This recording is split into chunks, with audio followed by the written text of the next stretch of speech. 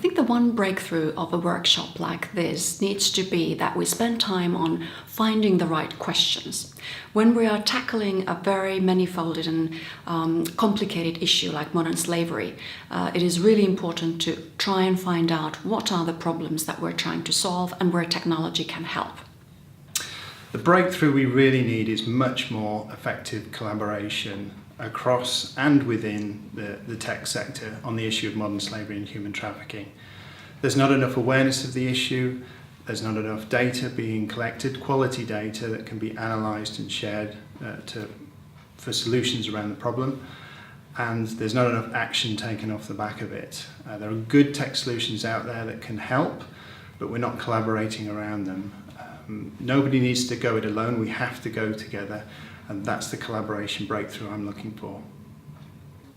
So an important breakthrough in this space would be finding a really effective mechanism to connect ICT companies and NGOs that need tech to do their jobs much better in protecting really vulnerable people and populations. There are tech companies out there that are willing to supply their expertise and their technology, and there is certainly a need on behalf of frontline organisations. But it requires a mechanism that connects the two, that understands the needs of both parties so that the mutual needs can be met.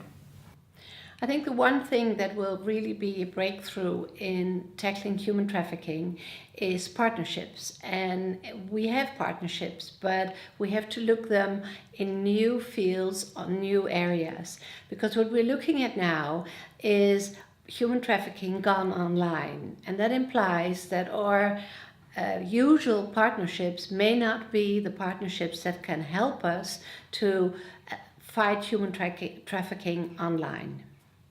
I think that giving workers a voice is extremely important in helping them achieve better working conditions and avoid exploitation.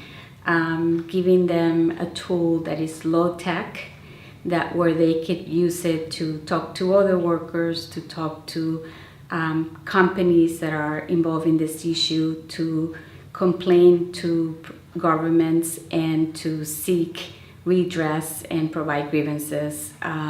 It is essential. And I don't think that there are a lot of tools right now that allow workers to do that and to be empowered to change their situation.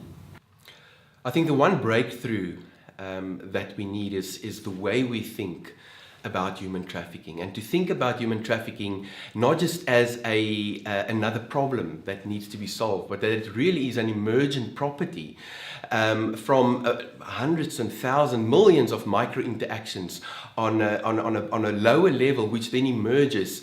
And I mean, those are the structural inequalities that we see around us on a daily basis. And I think secondly really is learning from these syndicates, how they operate, the dynamism, the fluidity, the convenience of relationships that they pursue. And that is something that we need to be emulating and really learn from how they perpetrate the crime and see how we can change the configuration of our operations to emulate that. And I really do believe that there is some success that would come from an approach like that.